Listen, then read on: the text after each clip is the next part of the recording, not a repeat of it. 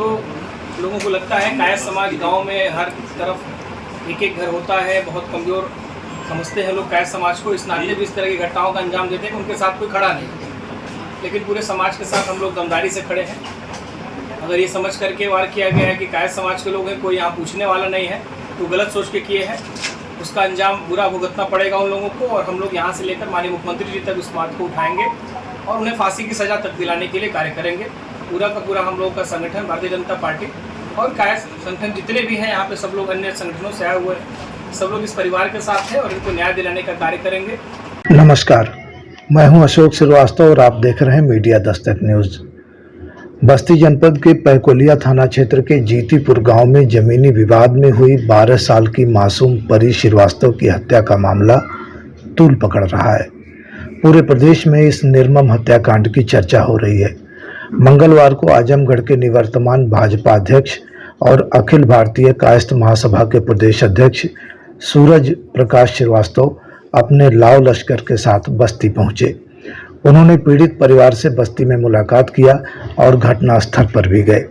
परिजनों से मिली जानकारी के आधार पर सूरज श्रीवास्तव ने मीडिया को बताया कि जमीनी विवाद के मामले में दूसरा पक्ष पूरे परिवार को खत्म करना चाहता था। इसी इरादे से लाठी डंडों और धारदार हथियार से सुनियोजित हमला किया गया था। मासूम परी ने जान देकर भारी कीमत चुकाई है। स्थानीय पुलिस ने जो किया वह किसी अपराधी से कम नहीं था। सूरज श्रीवास्तव ने कहा, हत्यारोपी को फांसी के फंदे तक पहुंचाने का प्रयास किया जाएगा, साथ ही अन्य आरोपियों को आजीवन कारावास की सजा मिले और उनके खिलाफ बुलडोजर की कार्रवाई की जाए। उन्होंने कहा, यही पीड़ित परिजनों की भी इच्छा है। सूरज ने कहा, परी के बारे में जानकारी मिल रही है कि वह काफ़ी टैलेंटेड थी और अपने दम पर अपना मुकाम बना सकती थी। परिजनों ने बताया कि वह पढ़ लिख कर IAS बनना चाहती थी। हमलावरों ने परिवार के अरमानों पर पानी फेर दिया। भाजपा नेता ने कहा, सरकार को पीड़ित परिजनों को 1 करोड़ रुपए की आर्थिक मदद और परिवार के किसी सदस्य को सरकारी नौकरी देनी चाहिए, जिससे वे आगे सुखमय जीवन जी सकें। सूरज श्रीवास्तव के साथ कायस्थ सेवा ट्रस्ट के चित्रांश क्लब सहित कई अन्य संगठनों के लोग मौजूद रहे। आइए सुनते हैं सूरज श्रीवास्तव को। लेकिन इससे पहले आपसे निवेदन है, आप हमारे चैनल पर पहली बार आए हैं तो इसे सब्सक्राइब कर लें और बेल आइकन भी दबाएं, जिससे ऐसे वीडियो न्यूज़ आप तक आसानी से पहुंचते रहें। ब्यूरो रिपोर्ट, मीडिया दस्तक, बस्ती, उत्तर प्रदेश। जानकारी हम लोग को काफ़ी दिन पहले से हुई थी कि इस तरह की जघन्य घटना हुई है, जिसमें छोटी सी बच्ची को चाकू मार करके लोगों ने जमीन को विवाद में हत्या कर दी। आज पूरे परिवार से मिलने के लिए हम लोग यहाँ आए हुए हैं। तो वस्तुस्थिति क्या थी, घटना किस प्रकार हुई, ये सारी चीज़ों की जानकारी हम लोगों ने अतुल जी से आज लिया है और उनके पूरे परिवार से मिले। तो पूरा घटना सुनियोजित तरीके से की गई है।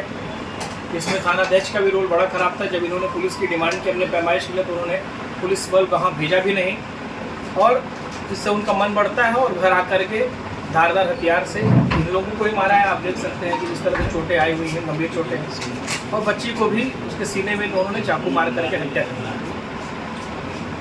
दी। एक तो लोगों को लगता है कायस्थ समाज गांव में हर तरफ एक एक घर होता है, बहुत कमज़ोर समझते हैं लोग कायस्थ समाज को। इस नाते भी इस तरह की घटनाओं का अंजाम देते हैं कि उनके साथ कोई खड़ा नहीं, लेकिन पूरे समाज के साथ हम लोग दमदारी से खड़े हैं। अगर ये समझ करके वार किया गया है कि कायस्थ समाज के लोग हैं, कोई यहाँ पूछने वाला नहीं है, तो गलत सोच के किए हैं, उसका अंजाम बुरा भुगतना पड़ेगा उन लोगों को। और हम लोग यहाँ से लेकर माननीय मुख्यमंत्री जी तक इस बात को उठाएंगे और उन्हें फांसी की सज़ा तक दिलाने के लिए कार्य करेंगे। पूरा का पूरा हम लोगों का संगठन भारतीय जनता पार्टी और कायस्थ संगठन जितने भी हैं यहाँ पे, सब लोग अन्य संगठनों से आए हुए हैं, सब लोग इस परिवार के साथ हैं और इनको न्याय दिलाने का कार्य करेंगे। उस बच्ची का कोई अपराध नहीं था। जानकारी मिली अभी, बच्ची ने CHS में क्वालिफाई भी किया हुआ था। इतनी टैलेंटेड बच्ची का जीवन खराब कर दिया, उसको मौत की घाट उतार दिया गया। उसको न्याय मिलना बहुत आवश्यक, उस न्याय को दिलाने के लिए हम लोग यहाँ आए। थाने से ही छोड़ दिया गया है जी, तो क्या डिमांड करोगे? आज हम लोग इसीलिए आए हुए हैं कि चल करके DIG से मिलेंगे, SP से मिलेंगे और कमिश्नर और DM से मिलेंगे। सर्वप्रथम यह है कि जितने 11 लोगों के ऊपर मुकदमे हुए हैं, उन सभी लोगों की ठीक प्रकार से गिरफ्तारी हो और उन्हें कड़ी से कड़ी सजा दिलाई जाए। जिन लोगों को थाने से ही छोड़ दिया गया है, वो क्यों छोड़ा गया है, किस कारण से छोड़ा गया है और किसके द्वारा छोड़ा गया है, इसकी जांच करके भी ऐसे पुलिस कर्मियों के ऊपर भी कार्रवाई होनी चाहिए अगर किसी को पकड़ा गया है और जहाँ पर हत्या जैसा मुकदमा किसी के ऊपर लगा और उसे थाने से छोड़ दिया जाता है, कौन है ऐसे भैया इंस्पेक्टर? कौन सी कानून की किताब उन्होंने पढ़ी है कि थाने से छोड़ दिया जाता है? अगर कोई नाबालिग है तो उसे भी नाबालिग के कोर्ट में पेश करना चाहिए, उसके पश्चात जो निर्णय होता है जज का, उसके बाद तो छोड़ना चाहिए। इस तरह का जो भी कार्य करेंगे उनके खिलाफ भी हम लोग आज वार्ता करेंगे शीर्ष अधिकारियों से, और सभी आरोपियों की गिरफ्तारी हो जाए, उनको कड़ी से कड़ी सजा मिले।